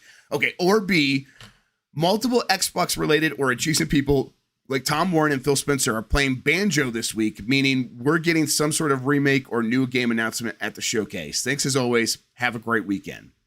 So I suppose of the two of those, I still think A is most likely, but I don't know. I mean, maybe if they really, because they have announced a lot of games at Microsoft that haven't come out yet, and so we're gonna get updates on a lot of those. But that doesn't leave a lot of space for like new games to be announced. But if you were able to like figure out one, a Banjo-Kazooie game does feel like it would register pretty well and probably be worth announcing relatively early, I suppose. So maybe. They're going to have to make a new Banjo-Kazooie game at some point. Yes. And I understand why Double Fine, like people think Double Fine. It makes sense. They're the ones who, at least right now, we don't know what their next big project is, and they just made a 3D platformer. So there's some logic to that. But it also still somehow seems like a weird fit to me. Yeah. I don't know. I don't even know if I can put it into words why that would be. I'm kind of right there with you. Yeah, and Double Fine has always done their own thing. It's weird to me that they suddenly would like jump onto somebody else's like a brand that they have no association with, aside from the fact that they work at Xbox. It could happen though. Let's see. For Mr. Bowler, Summer Game Fest is just a week away, and there's just one question everybody's asking: which celebrities will Jeff Keighley awkwardly interact with during this year's show? I'm gonna go with a digital hologram that stands on the stage with him of Lady Di. That's what I'm going with. The entire cast of the upcoming Borderlands movie. Very good, yes. Including Randy Pitchford. Randy Pitchford front and more annoying. Yes. Out in front, like being like, "Look at all my celebrity friends." I bet he's gonna have a cameo in the movie, and it's not gonna be like a subtle cameo. He's gonna have like a speaking line with a close up. Yes, I think you're right. You are not wrong at all. It is going to be so awkward, and yes, they're going to do that. From Brian, hey, Creamy and Berry boys, is Admiral Akbar a meep? Addy, come here. We need you. We need you. Help. Admiral Akbar. Oh, I'm sorry, Emmy. Go back to sleep. It's okay. You woke your kid up, you jerk. Is that a meep? Is that a meep? She says it's a meep. Okay. And then she giggled. Did she giggle? For Beef Hammer, what's the biggest announcement from the state of play? Spider-Man coming to PC so I can mod in Morbius, or Resident Evil Village VR now means I can have a more immersive experience of Lady Dimitrescu stepping on me. They both knew those what are they were very doing important. there. Yeah, that's what that was the whole trailer. It's just like, look at her now. You can look at her in VR, right? Huh? Like, Winky, wink. Look how close to her face her bug daughters are getting to you. Yeah. That is the first time a video game trailer has had eyebrows that did the suggestive things like, Yeah, we know. It's all right. It's okay. From Epic Open World. Okay. We might have to ban this one. Hey, you know what? This is my own fault because you said it and you didn't mean it at all like this, and then I kept saying it because it's funny. But then when other people say it, now I'm now you don't like it. Let's hear it. Yes. I want to see what it is. From Epic Open World. Hey, Jeff Juice Grubb. Oh, the Jeff Juice. The Jeff Juice, right? I'm like almost just named the podcast this week, Jeff Juice. And Mike aroused by the Final Fantasy 16 trailer, Minotti. I mean, that's just accurate. Do you think we could see shadow drops at a Summer Game Fest event for Shredder's Revenge and River City Girls 2, both scheduled for summer? And I think the best hype those games could get is if you told folks they could play them right now. That is like such a high hopes. I know, especially for you, Mike, because you like both those games a ton. Yeah, I'd be very excited about both of those. So I mean, it is weird that for games to still have a nebulous summer release date at this point. We're practically there. So maybe that means the shadow drop's likely. I don't know. I could see for one of those at least, perhaps, Jeff. Both of them are almost bigger than that, though, in a weird way. I don't know. I agree. I think they're big enough that they like get their dates announced at one of these shows, but it's a little bit later in summer. From Delta Prime 84, it looks like Nixies is now started on churning out PS5 to PC ports after their name was on the Spider-Man remastered PC trailer yesterday. Could you look into what their pipeline looks like and maybe how far how far off GT7 for PC is? And this is edit. Okay, can you look into it if your new job is okay with that? And I hope your new job brings you happiness. Thank you, Delta Prime. I hope it makes you miserable. Yeah. I mean, who knows? I'm never happy, Mike. You know this. I think that everything's on the table for Nixies, and I think GT7 is probably going to go to PC very soon because a sim racer seems at home on PC. It seems like the kind of thing that like a lot of that audience is already there and already playing stuff like F1 every year on PC. So yeah, I think putting Gran Turismo 7 out there makes a lot of sense. But Spider-Man was the one. But like if like all the other factors were off the table and you told me to pick one game that they were going to do first at Nixies, it was always going to be Spider-Man for me. But we had the uncertainty of like the Marvel deal and the game being so important to PlayStation. But hey, here we are. From Turbo Madden, happy Friday, Beef and Cheddar Boys. With many classic series trying to take on the Breath of the Wild formula, like Pokemon and now Sonic, what classic game series would you like to see get the Breath of the Wild treatment? I'm like at a point where I say this, but every time a game does this, I'm pretty like, I love that Halo did it. I love that, what was the other recent game that was kind of in that vein? Even like Elden Ring, obviously taking some inspiration from that stuff. So every time it happens, I am pretty excited about it. But it's like we did get like the FromSoft game that was clearly like informed by Breath of the Wild, and we got the Halo game that was informed by Breath of the Wild. It's like it's almost already running out of games to kind of get this treatment. I suppose. Star Tropics. There you go. Finally comes back because it's an open world RPG. It should be an ambitious open world game. They're going to throw a lot of money at it. Right. I mean, we even got like a little bit like the Mario game, like kind of. I mean, not exactly. It's just kind of open world, but like clearly they're like trying to like figure out a way to do Mario in that style with Bowser's Fury. So yeah. I don't know. I'll say Mario Kart. There you go. There you go. So like Diddy Kong Racing. Yeah, Diddy Kong. World, God, wow, you're right. Expanded. Yeah. From Danger Man Leet. Late entry. Guys, are you in Sepia Tone, Mexico, Jeff? Yeah, that was earlier when this light was on, but it definitely looked like a scene from Traffic or from Breaking Bad. Yeah.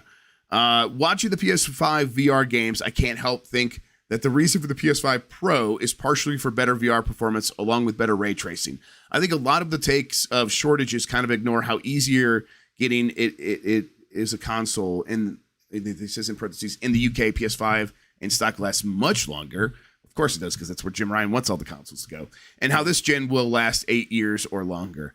So, I mean, I'm still of the mind, like TCL made up all that stuff about the PS5 Pro. I think, I don't know where I talked about that at. Maybe that was on one of these shows, but I like talked to some people who are familiar with TCL in Europe, and that guy that was on the stage is well known for just sort of saying whatever. Like he has a reputation for that. And that's like, I was like unable to put that in the story that I wrote about this, but like even without that tidbit of information, it's very clear that this is them just extrapolating like, oh, PS4 Pro came out 3 years after PS4. So 3 years after this, we're going to get a PS5 Pro. Things are very different. And it's not even about the shortages as, I mean, that's definitely a factor, but they don't, when you introduce a half step upgrade, there's a lot of things that go into that in terms of getting developers onto the page of like, okay, you need to do this. And developers don't necessarily like having all that extra work. And if you don't need it, why would you do it? And then on top of that, putting out a more powerful console, it does cost a little bit more money than just saying, okay, let's just shrink the die down, make it more efficient, and make it easier easier and cheaper to manufacture, and then put in more storage, continue to sell it for $500, and then just reap the profits at that point. To me, that seems like the much more likely scenario. The one thing I've been thinking about with this topic is even Nintendo, which has always done a step up for all of their handhelds, has not done it this most recent generation. And it's like, to me, that suggests that maybe these things are not necessarily like the kind of thing that they're going to have to happen going forward. Like we thought we were going to get a Switch Pro. They almost certainly were working on one, and then we didn't get it. I will say that AMD is almost certainly working on a chip that could turn into a PS5 Pro, could turn into an Xbox Series Z or whatever. But the idea that Sony or Microsoft that definitely will then take that and make a more powerful version of their current gen consoles, that's not necessarily true. They're going to do what's best for them, and usually that's going to mean probably just kind of keeping these same systems going for 7-8 years. They could totally last that long. I mean, I don't think we need a PlayStation 5 Pro to get the PlayStation VR 2 working well. I mean, heck, right? PlayStation 4, the base PlayStation 4 supported VR, and it was popular. So yeah, right. It'll be fine. Right. And yeah, I definitely get that's like, once you have the new chip, like why not do this? But I think there's a lot of other factors when it comes to developers and making sure that development is easy, and that's a big priority for both of these companies. From Vision 49, hey Jeff, PlayStation cuck Grubb and Mike Xbot killer Minotti. What do you think the cadence of PlayStation Studios releases will be for PC going forward? Aside from Days Gone, every port so far has been a game with a sequel coming within a year or so of it being released on PC. Do you think we will start to see a PlayStation add newer releases at a faster pace? P.S. Best of luck with whatever's coming next, Jeff. Thank you, Vision. I think so. Yeah, like what's next? Logically, would be Ghost of Tsushima, which is also certainly getting a sequel at some point here, right? Yes, so I'll be interested to see when they announce that one, and I think it might be next. And it's and then in terms of like the cadence of release, Miles Morales is not going to be 3 years old when it comes out. It's going to be like 2 years old, a full 2 years old, and like 2 years and some change. That is a shorter window, and that's maybe an instance where it's like, well, they're already doing the Spider-Man engine. Why wouldn't they just do both at the same time? But, you know, they also could have held it back until it was 3 years if that was important to them. Obviously, the thing that was most important to them is positioning these games and using the development resources in a wise way. And the thing that was less important to them was the 3-year window. And every time they are faced with this choice of, well, do we make more money or do we preserve the 3-year window? I'm telling you now, they are going to go with the thing that makes them the most money. And so, therefore, this cadence of like, boom, PlayStation 5, boom, PC, going to get smaller and smaller and smaller over time.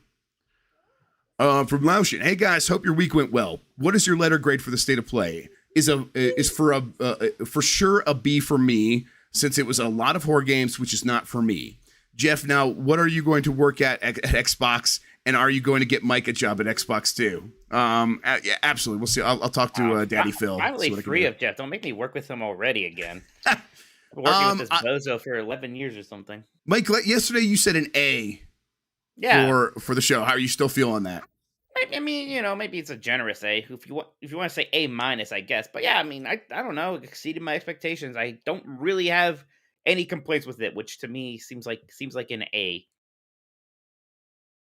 Sorry. Yes, I think I'm like a B plus, just because it's I was kind of hoping for something from Team Asobi or something along those lines even. But overall it was still very, very good. And I'm still comparing it to like the best PlayStation E3 showcases of all time, which are maybe that's like unfair. Maybe that's like grading on a curve in like the reverse way, where it's like I'm dropping their grade because they're not meeting like the all-time greats. So it's right. Maybe it's A minus. Maybe that's more fair. I mean, it's not an E3 showcase. It was a third-party showcase, and you're right. You're right. So great. For what it was, you're right. It's for what it was, 100% an A.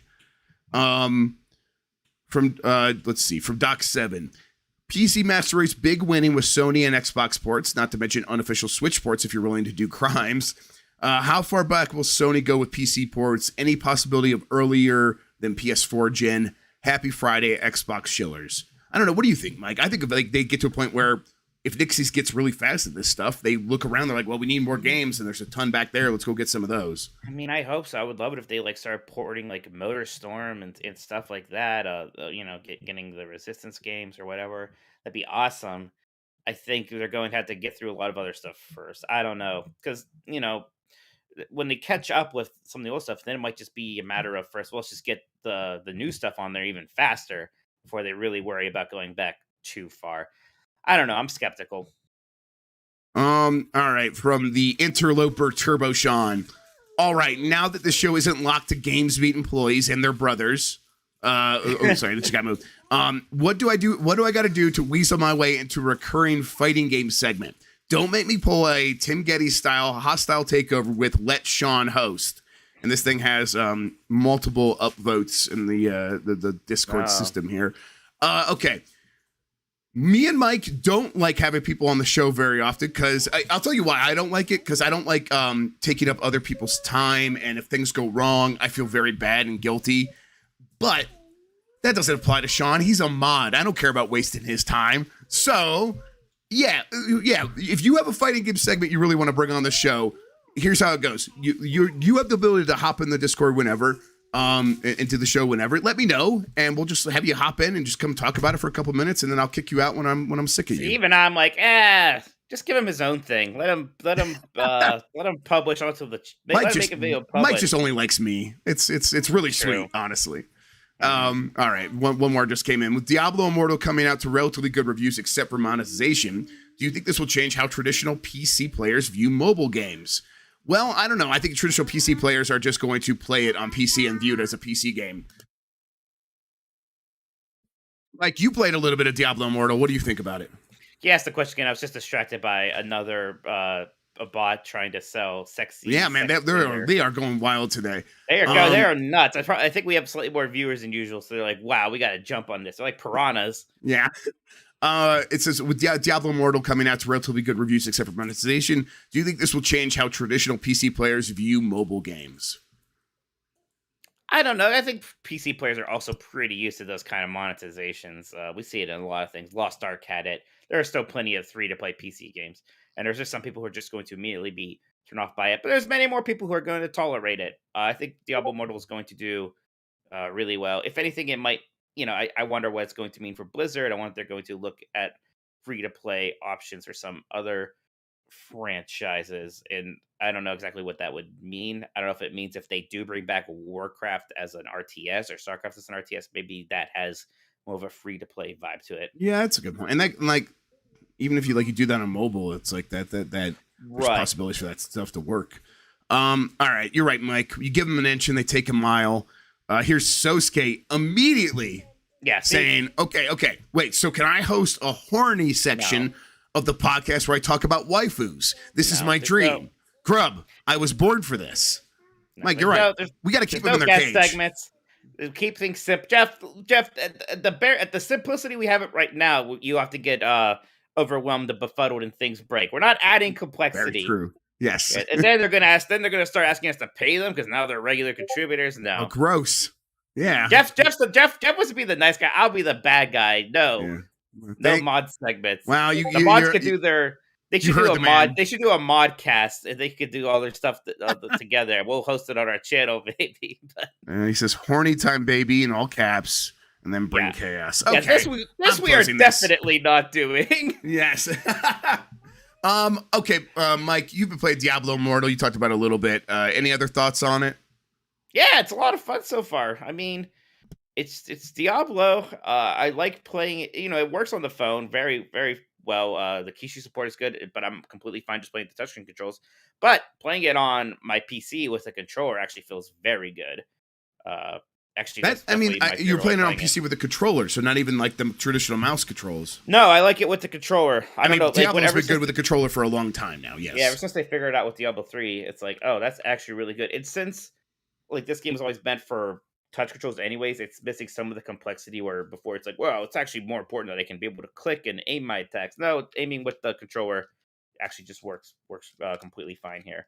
I mean, it really is Diablo 3 with more of an MMO flavor to it. Right. And it's like, oh, of course it is. Of course that's what they did here. That makes a lot of sense when you said that. I was watching your stream last night, and you said that. I'm like, oh, well, what? Why didn't I just assume that's what they were doing? Because that's kind of what happens a lot of time. Like, that's what Call of Duty Mobile is. Call of Duty is like all of these previous Call of Duty games just adapted for mobile. Like, yeah. So, but I mean, that's not a bad thing. Like, and there's changes they can make along the way, like to like make it more streamlined. And like, yeah, the MMO stuff is maybe in itself a big addition. There's a lot of streamlined things here. It's easier to your equipment is easier. It's easier to know what you should be. What's an upgrade? It's easier to if you upgrade one item and you get a new item, you can actually just transfer the upgrades to it. There's a lot of nice streamlining that again just makes it feel a bit more punchy, a bit more this is the thing. I'm just gonna go and run dungeons with friends, and it feels good. I am curious to see what endgame looks like, of course, and I'm curious to see how necessary the monetization feels. Right now, the monetization hasn't felt necessary at all, but again, I'm just leveling up. That could change pretty quickly. But right now, I'm pretty happy. I'm having a good time with it. It's a lot of fun. Well, I've been too busy moving to play any games, so I think we could probably wrap this up. Well, we got a lot more super chats, Jeff. Okay. Hey, read the rest of the super chats. Yes. From question mark in 1910 says only started watching recently, but really like the show. All the best of both of you. Thank you. Question mark. Thank you so much. Don't subscribe to Game Pass. You said Starfield 2021. Kojima Xbox at Xbox Live was free. I think the only one of these that you actually ever got wrong was Xbox Live being free. These other things, Kojima Xbox is still happening. Yes. Starfield 2021. I forget if you never said that. No, it was only ever maybe speculation, but I never said it was for sure coming. And then I was the first person to say it was coming in 2022 when they announced that it was coming in 2022. Now, of course, it's been delayed, but this was back in 2021. The thing with Xbox Live, the thing gets conflated a little bit because this is before it went free for free to play games. And so I'm like, by the time Halo comes out, they will have to make it free to play for free games. Like that, there's no way that Halo launches as a free to play game, but you could only play it on Xbox if you have Xbox Live Gold. You can't play it on PC. And that's in line with what I'm hearing about them taking away Xbox Live Gold entirely. And it's like, those are two separate ideas. They have to take away Xbox Live Gold entirely and them taking away Xbox Live Gold for free to play games. And it's like I was sure they were going to do it for the free to play games, and then I was like, and then it could go away entirely as well at some point, and that's also still happening. That is also still on an internal document as it's part of a timeline of like getting Game Pass to a certain point, but it's something they still plan to do eventually. Abe Foreman 3 says, here's some money for the road trip to Ohio, Watto. Midwesterners know. Sucks that you're leaving, but so glad you were here for so long. Thank you for all the great work. Good luck to you and your wife/kids with the move. Thank you so much. Are you pretty excited to finally get on the road and get it going? Yes, absolutely. I mean, it'll be great to like just get to the new house. I've never even been there. This house that we bought. Yep. Is that kind of scary? A little bit, but we've had family there, and they seem to really love it. So that's really encouraging. All right. Abnormal Status says, Jeff, I hope the best for you. Question: will Final Fantasy 16 be an action RPG or traditional? It'll be an action RPG. Yeah. Grumble says, you can't have a games podcast without the word fruition. Went from never hearing the word to always hearing the word. Maybe language is a virus. Oh, it's very true. This is a selection bias or whatever it's called. Yeah, confirmation bias. Like once you hear something and you recognize it. Like my mom was like, I don't know, 55 or 60 when she was like, nuance. This is a word people have started saying this word all the time. I'm like, no way. People say nuance my entire life, and it's just. But I'm like, the same thing happens to me where like I hear a word for the first time and really grok it, and then I start seeing it everywhere. It's confirmation bias. But also, yeah, maybe people on podcasts say the word a lot. You don't have to put my ass on blast like that. Jeez. Yeah. I've been saying nebulous a lot lately. Maybe people can come at me for that. Yeah. Alexander Dark 91 says, Jess woke up. Is it true that Jeff is leaving GamesBeat? If so, congratulations. And on an unrelated note, should I unsubscribe from the Patreon today? Don't unsubscribe from the Patreon. That's Jeff's. That has nothing to do with GamesBeat. Yes, the Patreon is all the game mess stuff, and that is still going. In fact, we're like dedicating even more time to that stuff. Yes. In fact, you should up your tier. No, you should. Right. No, it's fine. But yes, Jeff is leaving GamesBeat, and he'll probably can't say anything else really right now. He's so busy with the move. That's right. Victor Roman says, how long... Roman. Victor Roman. What the hell's wrong with me? Victor Roman says, how long until Sony stops support on PlayStation 4? It was kind of weird still seeing the PlayStation 4 logo on so many of those games that were announced yesterday, Jeff. Yeah. I mean, it's... I guess it's because they did have the PS4 Pro that extended it a little bit, but I mean, even still, like the PS4 Pro and the Xbox Series X didn't sell like so much that that's all they're considering when they're doing this stuff. But like these generations, at least the PS4, going a very long time. That came out in what 2017? No, when did that come out? 2013, right? So we're going to be at 10 years here pretty soon for that system. So yeah, that's impressive. And then next one here from Modo Mufti. He says, hi guys, when can we expect to see Dragon Age? Well, it has a name now. When can we expect to see it? Next year? Man, another game for next year? Yeah, that's late next year. Yes, it's I've talked about this a bunch, but this has always been true for quite some time. Is Dragon Age by the second half of next year? Could slip into a little early. What would that be? Early 2024. But right now the plan is it's not coming anytime before the middle of next year. I'll just put it that way. Game Riot asks, when can we expect any info on Need for Speed this month? I don't know. That's the kind of thing I think might probably just show up at the Xbox showcase, right? Xbox, maybe just at like Game Fest. Summer Game Fest. Yeah, true. Yeah, it'll show up somewhere. Ariel Delgado says, a Kid Icarus Breath of the Wild. When Immortals Phoenix Rising was announced, I was hoping for some collab That's a good one. between Ubisoft and Nintendo for Pits to be in the game. It's a bad game. It's not a bad game. I think it's actually a fun game to play. I find everything else about it. I found the story and the amount of dialogue in the dialogue itself to be very obnoxious, and there was tons of it. What was that game's first name before they changed it? I can't Gods remember. and Monsters. Gods and Monsters. There you go. Okay. Yeah. And Brendan Fraser was going to sue him. Sorry, keep going. Yeah, that's right. AG Aragon says, the GamesBeat Decides logo has lightly been burnt in on my tablet screen. My lawyers will be in touch. Well, thank you for being such a fan, I guess. We might have to change the logo, so that won't be an issue anymore, right? So, hey. Worry about that later. Radu Perigal Tagana says, I just fell in love with your stuff and now it's all falling apart. I kid. Best of luck to Grubb and happy that the Minotti Grubb cast will continue. Yes, everything. Yes, it will. Nothing should change for you guys except for perhaps the name of this show slightly and what time we start doing it. Yep. Victor Alstein says, congratulations and wish you the best, Jeff. Hope you will be doing some news reporting and great show, Mike. Thank you. Yep. All right, Good show, Jeff, Mike. that is. Yes, I did it. That is it for Super Chat. So we should end this poll about Sonic. Oh yeah, let me get in there. Let's see here. Let's. Rachel's here. Hi, Rachel. Hang on, Yeah, baby. we kind of had to Almost start done. this one early. Oh my god, dude, the bots are just crazy today. Sorry, the YouTube is being a little bit laggy for me, but it's coming. Here we go. Let me see here. Yeah, we'll end this. I mean, I can just tell you based on looking at it right now that Sonic, what we had 564 votes. The Sonic Frontiers look good. 55% said no. 45% said, 45. I mean, you got to factor in. There's probably a lot of people who just don't think Sonic looks good no matter Well, what. sure. This is actually better than I was expecting. Yeah, I'll exactly. take this as a Me win. too. So I'm happy with that. That's fine with me. All right. Well, let's wrap this up. Thank you everybody for watching. Mike, where can people find you on the internet? Well, first off, just Toasted Breadmore got one in here real quick. Jeff, I'm happy that you're moving to Wings territory and getting out of Colorado before the AVs are in the cup. What are the AVs? Yeah, for the Avs win the cup. Avs. Yeah, the Avalanche. Avalanche. I was like, is there a hockey team named the Aviators? You could still find me at GamesBeat.com, and Twitter and Twitch at Tokoto. Check out 90s Disney, my 90s Disney podcast at 90disney.com. Our Tarzan episode is up, so check that one out. It's a good movie. That's an underrated Disney movie. I will just say it. It's underrated. Yeah, that's it for me. I'm looking forward to listening to that one. I'll probably listen to it on the drive to Ohio.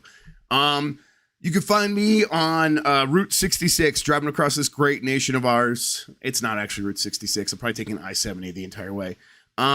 But yes, it's that's my life for the next 3 days. It's kind of all I could think about. But after that, once I get to my new place, I will have more to say about my future or whatever. But the big thing to take away from this is if you're watching this, you already know where to find me going forward for sure.